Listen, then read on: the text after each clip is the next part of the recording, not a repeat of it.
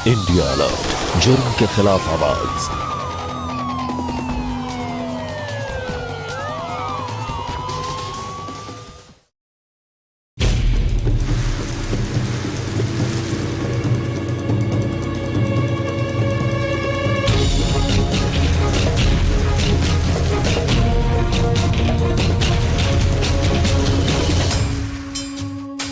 अरे भाई कोई आओ, कोई आके देखो, वो झाड़ियों में लाश पड़ी है। अरे आओ भाई आओ, कोई मेरी बात सुनो। अरे कोई सुनता ही नहीं है। अरे अरे अरे भाई साहब, भाई साहब, भाई साहब मेरे साथ चलो, वहाँ झाड़ियों के पीछे लाश पड़ी है। चलिए मेरे साथ चलिए। अरे मैं सच्ची कह रहा हूँ, वहाँ झाड़ियों के पीछे लाश पड़ी है। आइए आइए, मैं आपको दिखाता हूँ। अरे अरे पता नहीं क्या हो गया है। अरे देखो, अरे भाई साहब, भाई साहब, भाई साहब मेरे साथ चलिए, वहाँ झाड़ियों के पीछे लाश पड़ी है। अरे सुनिए, अरे अरे भाई साहब, अरे भाई साहब सुनिए, सुनिए सुनिए सुनिए सुनिए, वहाँ लाश है, झाड़ी के पीछे लाश है। अरे सुनिए, अरे पता नहीं कैसे पागल लोग हैं। सबको कह रहा हूँ कि वहाँ झाड़ियों के पीछे लाश है, मेरे साथ चलकर देखो, मगर कोई सुनने को तैयार ही नहीं है।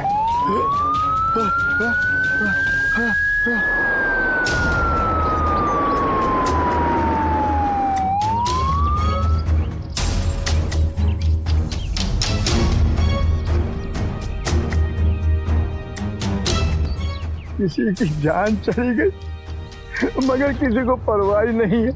अरे मैं कब से चिल्ला रहा हूँ, यहाँ झाड़ियों के पीछे लाश पड़ी है।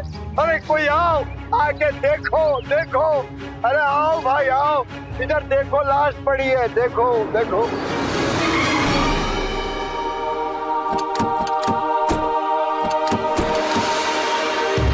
अब अच्छा हुआ आप आ गए।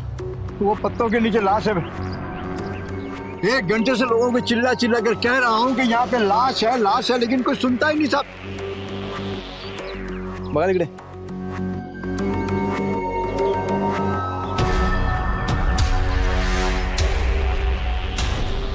बॉडी बाहर लेके आओ।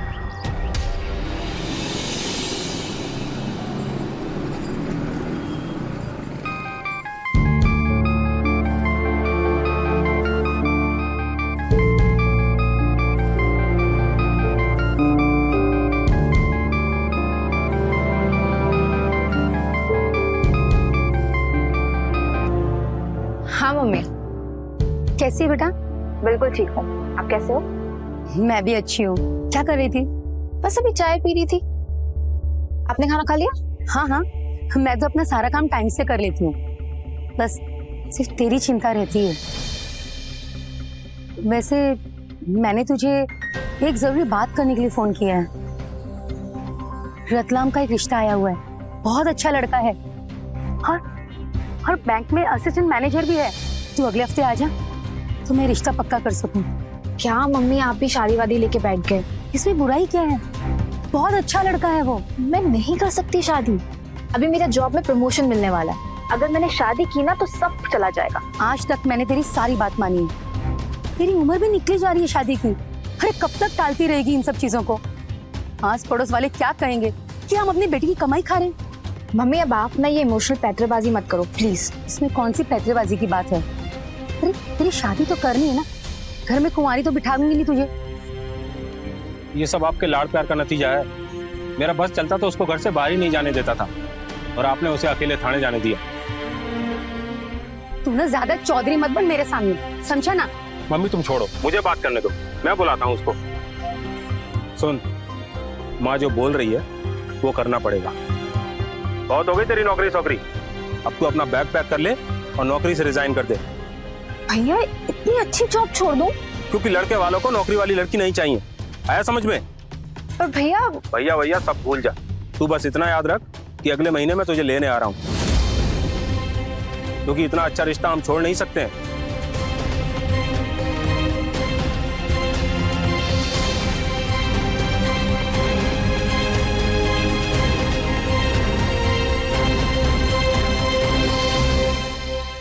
मैं आ रही हूँ, बहुत अर्जेंट है।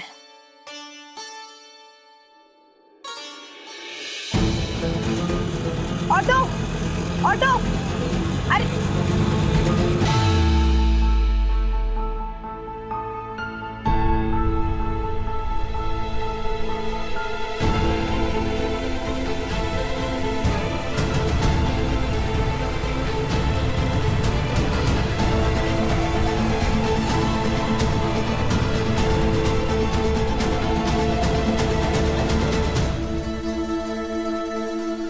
हेलो। हाय। मैं तुम्हें ड्रॉप कर दूं? कहाँ जाना है? अरे नहीं नहीं, तुम क्यों बेवजह परेशान हो गए? मैं चली जाऊंगी। नहीं, परेशानी नहीं, एक्चुअली तुम्हारी परेशानी दूर कर दूं तो मैं खुश हो जाऊंगा। तुम्हारी यही फीलिंग्स मेरे लिए प्रॉब्लम है, बात को समझो। अब फीलिंग्स है तो क्या कर सकते हैं, बट हम लोग फ्रेंड्स बन के तो रह सकते हैं ना। मैं जहाँ जा रही हूँ तुम उसको लेके जेलस फील करोगे। ज्ञान के यहाँ जाना है? हाँ। चलो मैं ड्रॉप कर देता हूँ।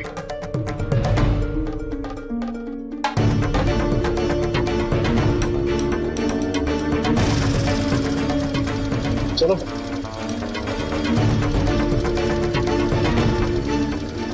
वही कंफर्टेबल? यस।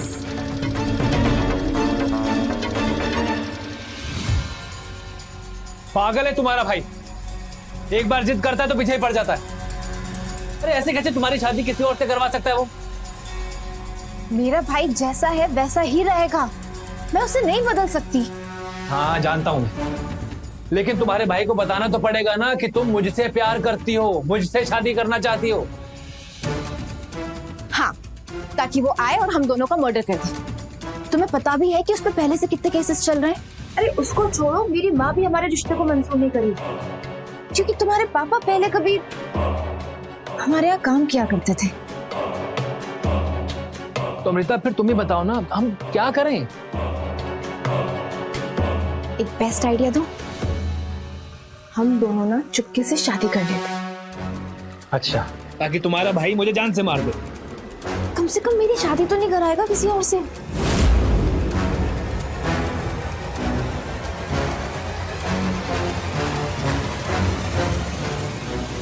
मैं तुम्हारे बिना नहीं जी सकती। मैं भी अमृता।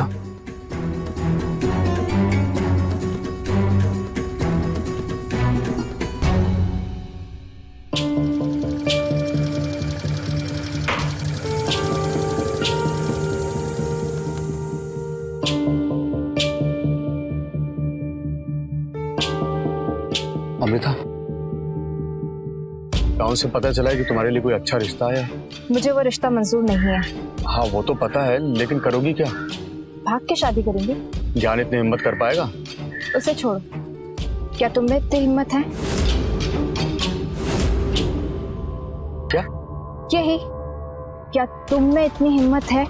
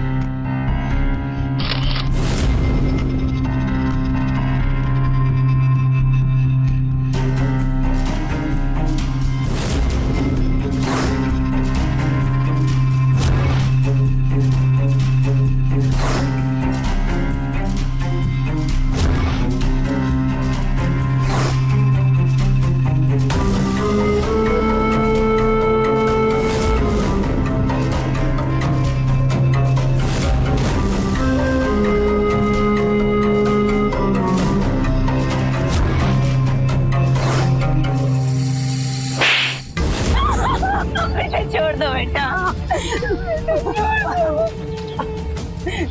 नहीं बेटा, तुम्हारे 2 कौड़ी के बेटे की हिम्मत कैसे हुई मेरी बहन से शादी करने की? कहाँ है वो लोग? नहीं बेटा, हम कुछ नहीं जानते। बेटा उसका तो फोन भी बंद आ रहा है। फोन बंद आ रहा? बहुत कोशिश की हमने, नहीं।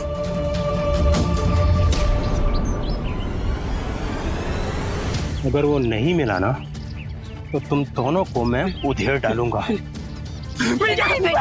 निरंजन, बस कर, हाथ मत लगाना। अरे अम्मा, अब तो तुम बीच में मत आओ। तुमने ही उसे नौकरी करने भेजा था और उसने हमारी नाक कटा दी। हर 4-6 महीने में पुलिस तुझे उठा के ले जाती है, तब नाक नहीं कटती। अम्मा, मारपीट का मामला हो ना तो मर्द का नाम ऊंचा होता है, उसकी नाक नहीं कटती। और याद रखना मेरी बात, उन दोनों को तो मैं खोज कर जरूर निकालूंगा।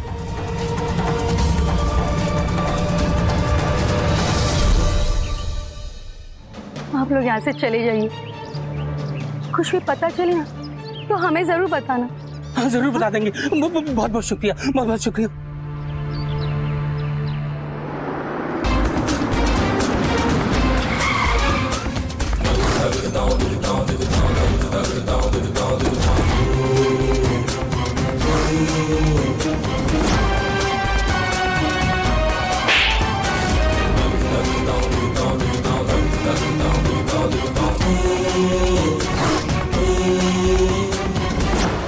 जब तू गांव से यहाँ आ रहा था तो मैंने क्या बोला था तुझे? मैंने तेरी पढ़ाई लिखाई के लिए रुपए पैसे दिए या नहीं दिए ना? तो बदले में तुझे क्या करना है तुझे पता है ना? मेरी बहन जब वहां आएगी तो तुझे उसका ख्याल रखना है, उसे कोई परेशानी नहीं होनी चाहिए, समझा?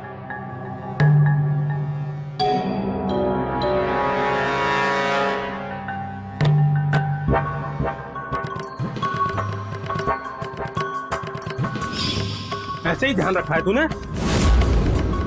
दोनों का कब से चल रहा था ये सब? भाई दोनों कभी कभार ही मिलते थे, मुझे लगा ही नहीं दोनों शादी कर लेंगे।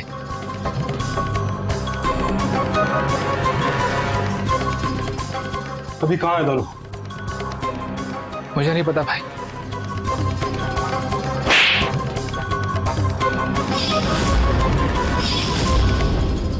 अगर मुझे पता चला कि तू भी उनसे मिला हुआ है तो तेरा सर काट के तेरे बाप को भेजूंगा।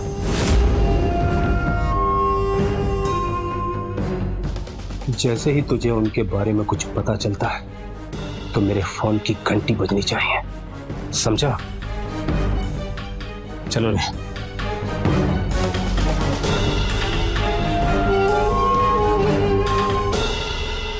सर, मेरी बहन को बहला फुसलाकर किडनैप किया है, उसकी जान भी खतरे में है, इसलिए मैं ये कोर्ट से जांच के आदेश भी लाया हूं। देखिए, हम आपकी तकलीफ को समझ सकते हैं, हमसे जितना पॉसिबल होगा वो सब करेंगे हम। जी सर।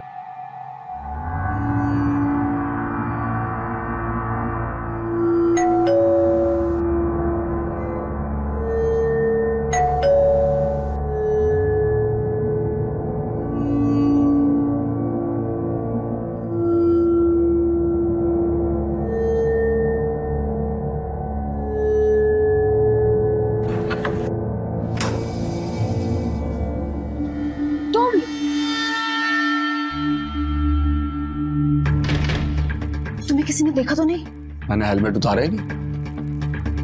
आओ, तुम्हारे लिए कुछ लाया हूं मैं। आओ आओ आओ, आओ। बैठो।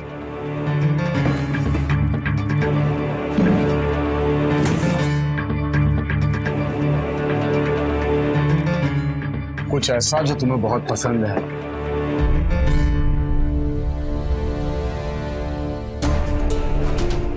Sev puri, I love sev puri. अच्छा, वैसे मेरे पड़ोसी का फोन आया था, निरंजन पूरे थाने में हमें ढूंढता फिर रहा है। अच्छा रहेगा अगर हम पुलिस प्रोटेक्शन ले ले तो। देखो, मैं अपने भैया को अच्छे से जानती हूँ, उन्होंने तो पुलिस लगा रखी होगी हमें ढूंढने के लिए। बेटर यही रहेगा कि हम थोड़े दिन छुप के रहें। अरे लेकिन ऐसा कब तक चलेगा? कभी ना कभी तो हमें सामने आना पड़ेगा ना उसके। अभी ना तुम ये सेवपुरी खाओ, आ करो।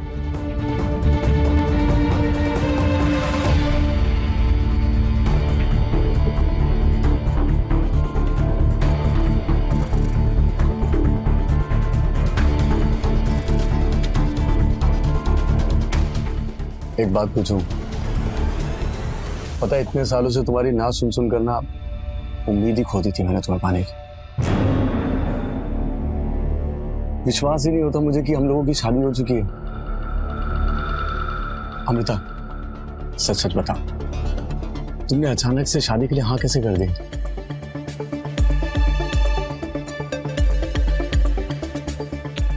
अब ना मुझे जिंदगी में प्यार चाहिए था, वो डरपोक ज्ञान नहीं।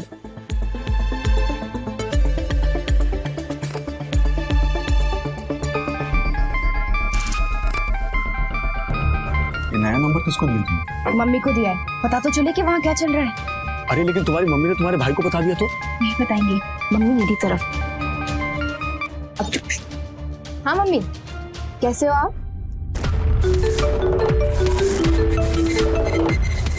हेलो, हाँ बोल। वो दोनों इस समय मड आइलैंड में हैं। ठीक है, मैं वहां भी पता लगाता हूँ। चलो।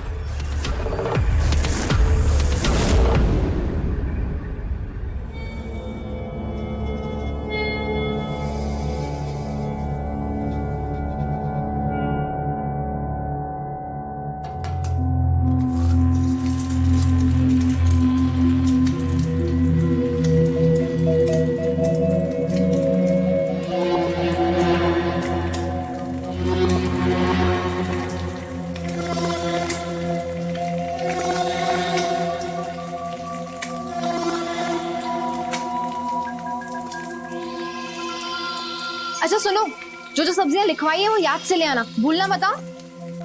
ठीक है।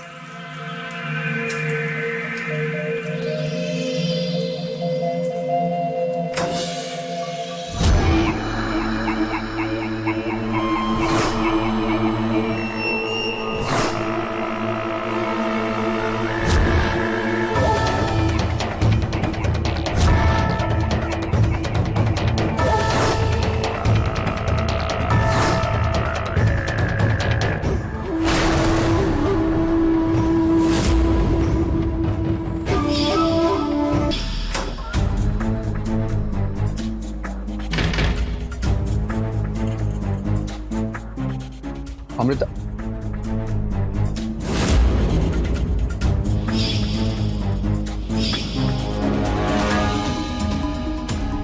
अमृता, अमृता!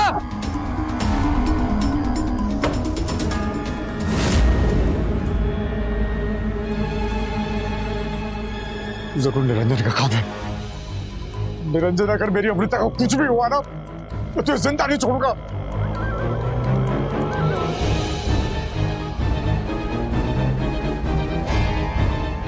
हेलो निरंजन, रत्नेश बोल रहा हूं मैं। अमृता को तू ही लेके गया ना? तुम कहाँ हो? तुम बताओ। तुम्हें आने की जरूरत नहीं है, मैं आता हूं वहां पे। मुझे मेरी बीवी अमृता वापस चाहिए। अगर उसे कुछ भी हुआ ना तो मैं तुझे जिंदा नहीं छोड़ूंगा, चाहे फिर मेरे साथ कुछ भी हो।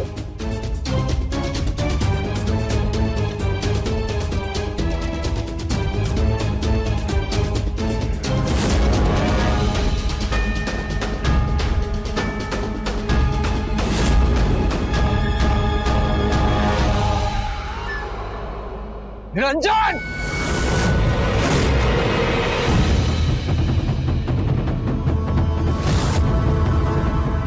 अमृता कहाँ है?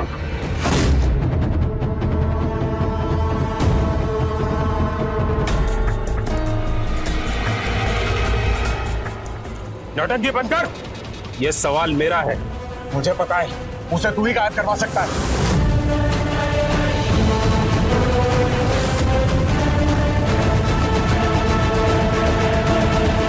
तेरी अंतड़ियां अभी तक तेरे पेट के अंदर है। इसका मतलब जानता है तू कि अमृता मेरे पास नहीं है। आया समझ में? मेरे वकील ने बोला है मुझे कि अगर तुझसे पुलिस उगलवाएगी तो वो ज्यादा अच्छा है। उसके बाद तो अपनी बहन को मारने से पहले उसको विधवा जरूर बनाऊंगा मैं।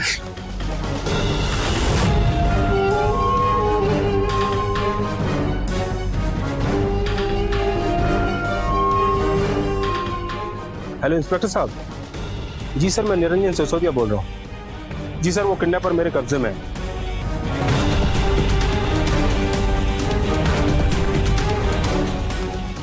अबे पकड़ो।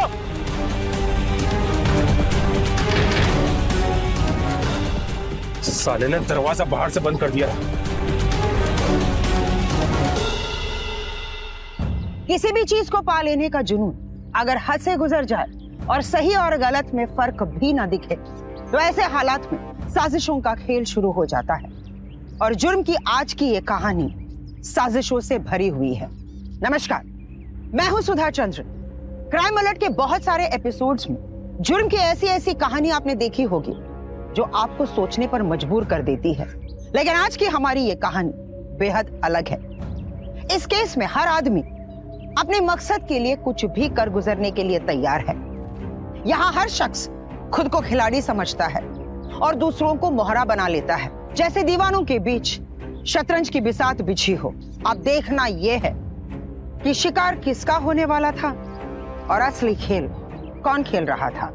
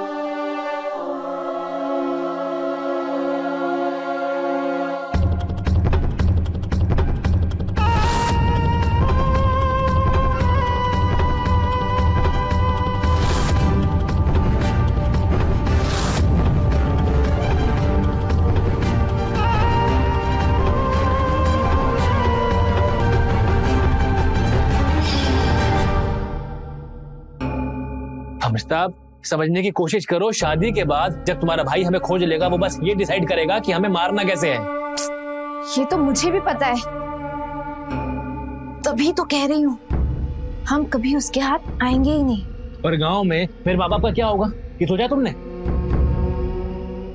ये मुझसे प्यार करने से पहले सोचना चाहिए था। अमिताभ, प्यार सोच समझ के नहीं होता है, लेकिन शादी सोच समझ के होती है।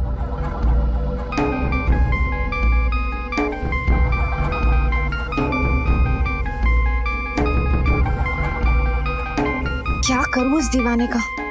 क्या हुआ, कौन है? रत्नेश।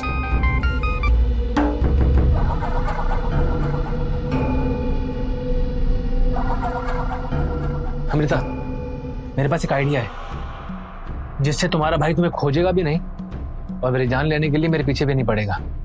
कैसे? हमें इस रत्नेश का इस्तेमाल करना होगा। देखो, ये भी तुम्हारा दीवाना है कि बिना कोई सवाल पूछे तुमसे शादी कर लेगा। उसके बाद तुम्हारा भाई मेरे पीछे नहीं आएगा, बल्कि इसको मारने के लिए इसके पास जाएगा। फिर तुम मेरे पास चली आना, हम दोनों विदेश चले जाएंगे, नाम बदल के एक साथ रहेंगे, खुश रहेंगे।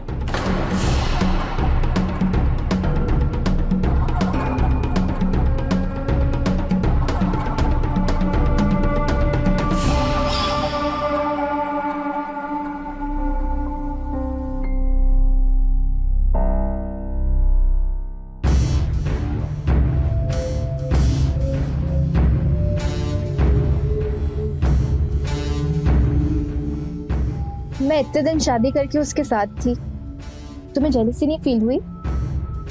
सच कहूं तो थोड़ी सी तो हुई थी, लेकिन आज तुम हमेशा हमेशा के लिए मेरे साथ। इसके सामने तो वो कुछ भी नहीं है।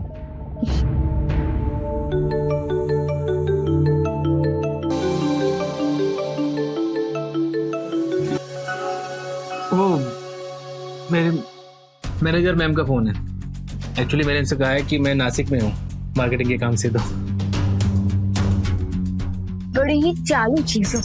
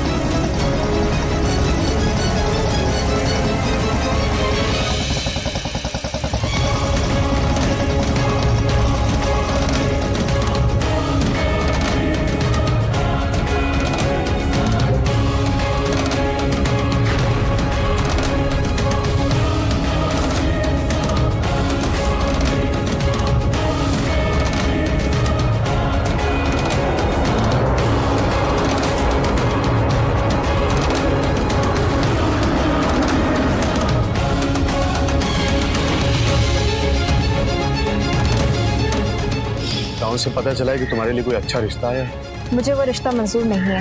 हाँ वो तो पता है, लेकिन करोगी क्या? भाग के शादी करूंगी। ज्ञान इतनी हिम्मत कर पाएगा? उसे छोड़ो, क्या तुम में इतनी हिम्मत है? अब समझ में आया मुझे, तुम अचानक से मुझसे शादी करने के लिए कैसे तैयार हो गई? तुम दोनों ने मिलकर इस्तेमाल किया है मेरा। धोखा दिया है मुझे, बेवकूफ बनाया मुझे।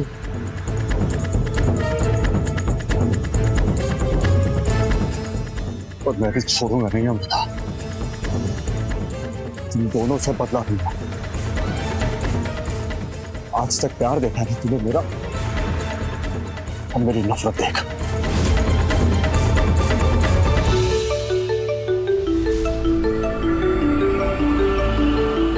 फिर से आपके बॉस का फोन आया है। उठाना मत, मैं आ रहा हूँ। एक्चुअली मैंने बॉस से कहा है कि मैं मार्केटिंग के काम से बाहर आया हूँ, उठाना मत। अजीब लड़की है, आपके ऑफिस में और कोई नहीं है क्या? कहीं आपका इससे कोई अफेयर तो नहीं?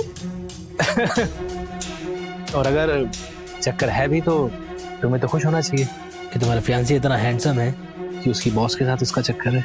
रहने दीजिए आप, 2 साल से अपने घर में बात तो कर नहीं पाए, शादी की डेट तक फिक्स नहीं कर पाए आप। अच्छा, इस बार प्रॉमिस करता हूँ आपकी शादी की बात जरूर करूंगा और जल्दी हमारी शादी होगी। सुनो ना, मुझे बहुत भूख लगी है, खाना बना दो प्लीज। आप नहा लीजिए, मैं सब तैयार करती हूँ। ठीक है।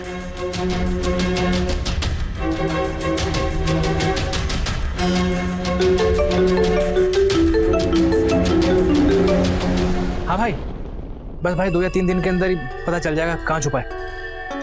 भाई ज्यादा दिन तक छुप नहीं पाएगा वो। जी मैं आ रहा हूँ भाई। जी अरे भाई कोई आओ, कोई आके देखो, वो झाड़ियों में लाश पड़ी है। अरे आओ भाई आओ, कोई मेरी बात सुनो, वहाँ झाड़ियों में लाश पड़ी है, आकर देखो। अरे कोई सुनता ही नहीं है। अरे अरे अरे भाई साहब, अरे भाई साहब, भाई साहब, भाई साहब मेरे साथ चलो, वहाँ झाड़ियों के पीछे लाश पड़ी है, चलिए मेरे साथ चलिए। अरे मैं सच्ची कह रहा हूँ, वहाँ झाड़ियों के पीछे लाश पड़ी है। आइए आइए मैं आपको दिखाता हूँ। अरे अरे पता नहीं क्या हो गया है। अरे देखो, अरे भाई साहब, भाई साहब, भाई साहब मेरे साथ चलिए, वहाँ झाड़ियों के पीछे लाश पड़ी है। अरे सुनिए, रुकिए रुकिए रुकिए, मेरे साथ चलिए। अरे वहाँ झाड़ियों के पीछे लाश पड़ी है। अरे भाई आप तो सुनिए। अरे अरे भाई साहब, अरे भाई साहब सुनिए सुनिए सुनिए सुनिए सुनिए, वहाँ लाश है, झाड़ी के पीछे लाश है। अरे सुनिए सुनिए भाई सुनिए, अरे मैं कह रहा हूँ सुनो भाई सुनो। अरे पता नहीं कैसे पागल लोग हैं। सबको कह रहा हूँ कि वहाँ झाड़ियों के पीछे लाश है, मेरे साथ चलकर देखो, मगर कोई सुनने को तैयार ही नहीं है। अरे तुम्हारे किसी रिश्तेदार के साथ होगा तब तुम्हें पता चलेगा। अरे आओ आओ मेरे साथ आओ, चल के देखो, वहाँ झाड़ियों के पीछे लाश पड़ी है।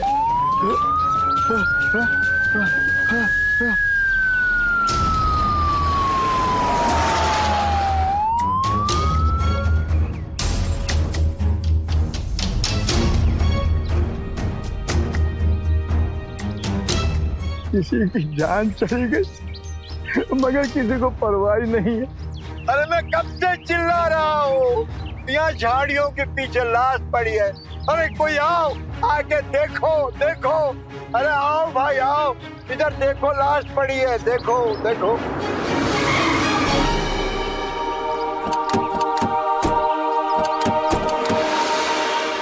अब अच्छा हुआ आप आ गए, वो पत्तों के नीचे लाश है। 1 घंटे से लोगों को चिल्ला चिल्ला कर कह रहा हूँ कि यहाँ पे लाश है, लेकिन कोई सुनता ही नहीं। साहब बगल निकले।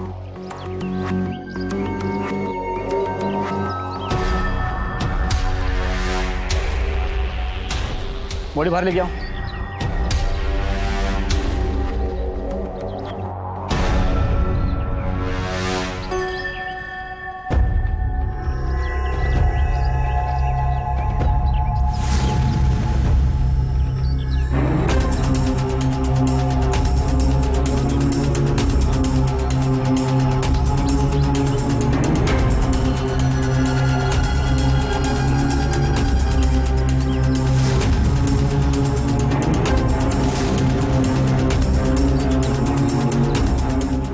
तो अमृता सिसोदिया है, जिसके भाई ने इसकी किडनैपिंग कंप्लीट की थी।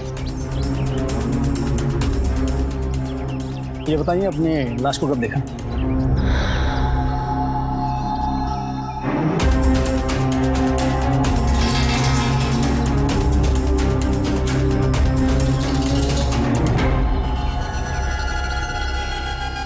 मेन रोड से ये जगह काफी दूर है और वहां से यहाँ तक लाश को घसीट के लाने कोई निशान भी नहीं है। इसका मतलब लाश को यहाँ पे उठाकर लाया गया है और इसमें 2-4 लोग तो शामिल जरूर है, या फिर ऐसे भी हो सकता है कि उन हत्यारों को अमृता जानती हो, उनके साथ यहाँ चली आई तो इसका मर्डर हो गया। बॉडी को पोस्टमार्टम के लिए भेज दो। यस सर, जल्दी।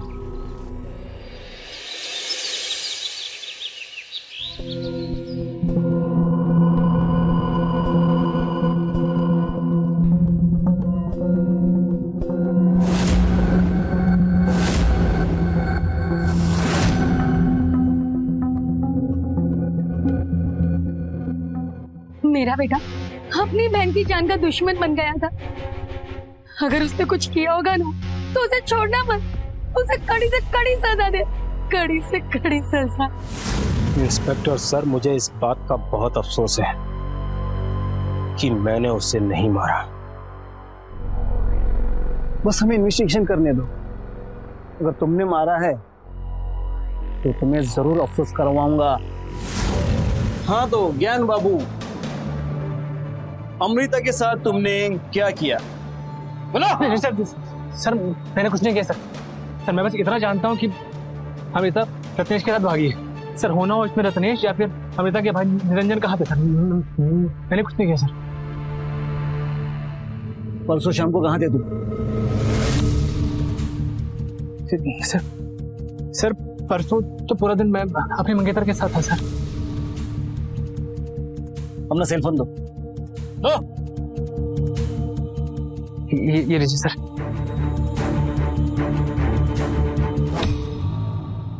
सर मैंने अमृता से शादी की थी और मुझे नहीं पता था कि ज्ञान और वो मिलकर मुझे धोखा दे रहे हैं। फिर कुछ ही दिन पहले मैंने दोनों को साथ में बाइक पे बैठ के जाते हुए देखा। सर आप लोग मुझ पर शक ना करें, इसलिए मैं खुद चलकर यहाँ आ गया आपको सब कुछ बताने। सच कहूँ तो गुस्सा तो बहुत आया था सर उन दोनों को साथ में देखकर। फिर पता चला कि अमृता इस दुनिया में नहीं है। सर बहुत प्यार करता था मैं अमृता से, और इसीलिए तूने उसे मार डाला। सर अगर मैंने किया होता तो मैं खुद यहाँ सरेंडर करके सब कुछ बताने क्यों आता? सरेंडर करके तूने हम पे एहसान किया क्या? जहां कहीं भी चुपता ना जो वहां से उठा के लाते।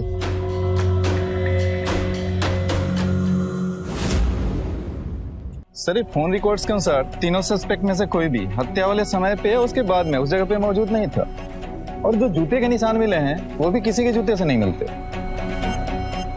इसका मतलब ये प्लान बहुत ही सोच समझ कर किया गया था। मगर मुझे लगता है इस सब के पीछे रत्नेश का ही हाथ हो सकता है, क्योंकि पहली बात तो यह है कि अमृता उसी के साथ भागी थी, और जब अमृता उसे छोड़ के चली गई तो उसे पुलिस को इन्फॉर्म करना चाहिए था, जो उसने किया नहीं। राइट। और तीसरी बात यह है कि उसके पास अमृता का कत्ल करने की पूरी वजह है। ये बात तो रत्नेश भी जानता था कि अगर अमृता को कुछ हो जाता है तो शक सीधा उसी पर जाएगा। ऐसा हो भी सकता है और नहीं भी हो सकता है। इसके अलावा इसमें निरंजन का भी हाथ हो सकता है, क्योंकि उसको ऐसा करने का मोटिव उसके पास था। शिवसाट एक काम करो, सभी के कॉल्स और एक्टिविटी पे नजर रखो। Yes sir.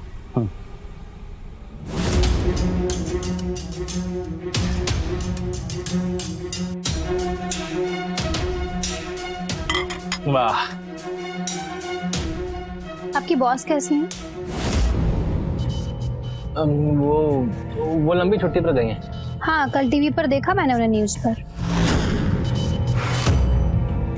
कोई दूसरी होगी उसकी हमशक्ल। जो मरी थी ना,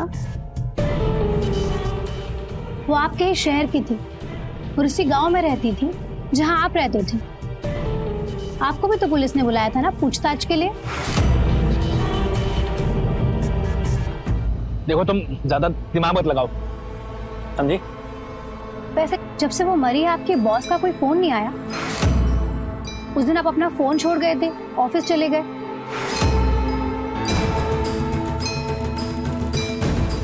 कहना क्या चाहती हो तुम? ये कहना चाहती हूँ कि उस दिन जब आप अपना फोन छोड़कर गए थे, मैंने आपका फोन चेक किया और सारी फोटोज भी देखी। सच सच बताइए, आपने ही उसे मारा है ना?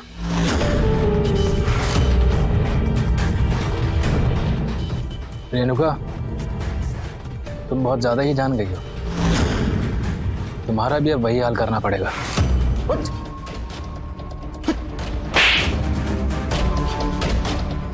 ये सारी असलियत जानने के बाद रेणुका ने हमें इन्फॉर्म किया। अच्छा हुआ कि हम लोग वक्त पे पहुंचे, तो इसे भी मार देता। किरसाट, ले चलो इसे, चल।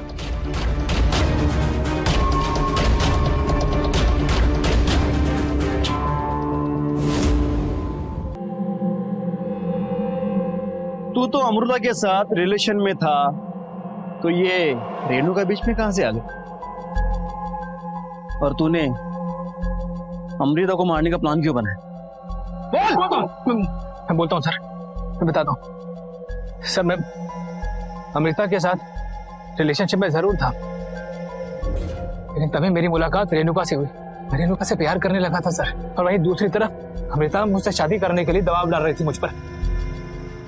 अगर मैं अमृता की बात मानकर उससे शादी कर लेता तो उसका भाई निरंजन मुझे जान से मार देता। मैं क्या करता? तब मैंने एक प्लान बनाया, और इस प्लान से अमृता हमेशा हमेशा के लिए मुझसे दूर हो जाती, मेरा पीछा छोड़ देती। तो अमृता रत्न से शादी करने के लिए क्यों तैयार हो गई? हाँ सर, यही तो मेरा प्लान था। मैंने अमृता को समझाया कि देखो, अगर तुम्हारे भाई निरंजन को हमारे रिश्ते के बारे में मालूम पड़ेगा तो वो मुझे और मेरे पूरे परिवार को जान से मार देगा। और यही अगर तुम्हारे भाई निरंजन को तुम्हारे और रत्नेश के बारे में मालूम पड़ेगा तो फिर वो रत्नेश के पीछे जाएगा, और तब तो भागकर मेरे पास आ जाना। हम विदेश चले जाएंगे और एक साथ रहेंगे, नाम बदल कर, खुश रहेंगे। और हुआ भी ऐसे ही। निरंजन को जैसे ही रत्नेश के बारे में मालूम पड़ा, वो उसके पीछे भागा, और अमृता भागकर मेरे पास आ गई, और निरंजन रत्नेश की जान का भी ऐसा हो गया। सर, मैं अमृता को इतनी जल्दी जान से मारना नहीं चाहता था, लेकिन क्या करता मैं, उसने बवाल खड़ा कर दिया, मारना पड़ा मुझे। देखो, अभी तक तुमने मुझे जो भी कहा मैंने सब किया। अब तुम मुझसे शादी करो और मुझे विदेश लेके जाओ, वरना मैं भैया को सब बता दूंगी। आओ, आओ अमृता।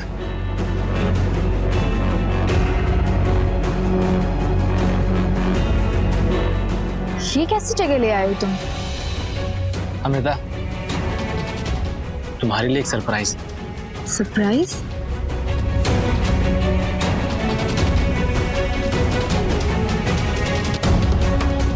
वाह, समझ में नहीं आ रहा कि आंचल तुम्हारी खूबसूरती को बढ़ा रहा है या छुपा रहा है। आंखें बंद करो।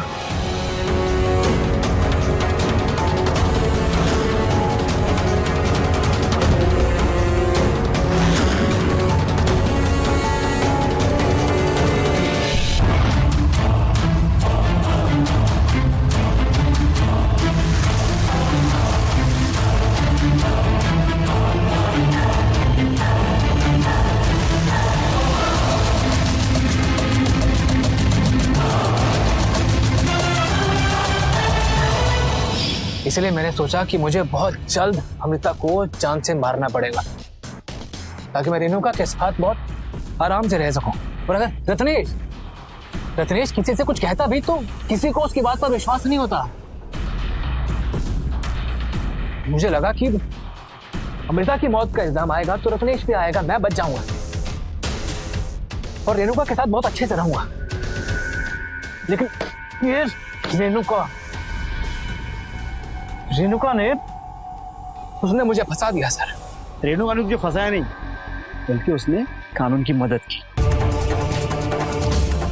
अब तो यहीं सड़ता रहेगा।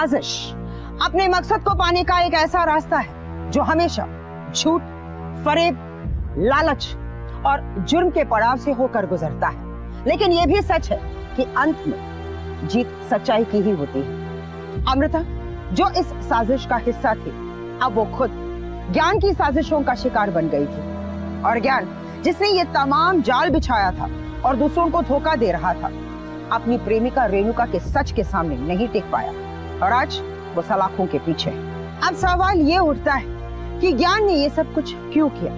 अगर वो चाहता तो अमृता को सब कुछ सच सच बताकर उसके साथ अपने संबंध तोड़ सकता था। अब इन सब में रत्नेश की क्या गलती थी? अमृता उसका इस्तेमाल कर रही थी क्योंकि वो उसे बेइंतहा प्यार करता था। लेकिन ये सब कुछ करने के बावजूद किसी के हाथ कुछ नहीं आया। इस कहानी में अगर किसी की सचमुच तारीफ करनी चाहिए तो वो है ज्ञान की प्रेमिका। अपने स्वार्थ के बारे में ना सोचकर उसने सच का साथ दिया। अगर इसी तरह हम भी सच का साथ देते रहेंगे तो वो दिन दूर नहीं जब हमारे समाज में जुर्म काफी हद तक कम हो सकता है। इसी संदेश के साथ मैं सुधा चंद्र आपसे विदा लेती हूँ। फिर मिलेंगे क्राइम अलर्ट के अगले एपिसोड में एक नई कहानी के साथ। क्राइम से बचना हो तो रहिए अलर्ट और देखते रहिए क्राइम अलर्ट, जुर्म के खिलाफ आवाज।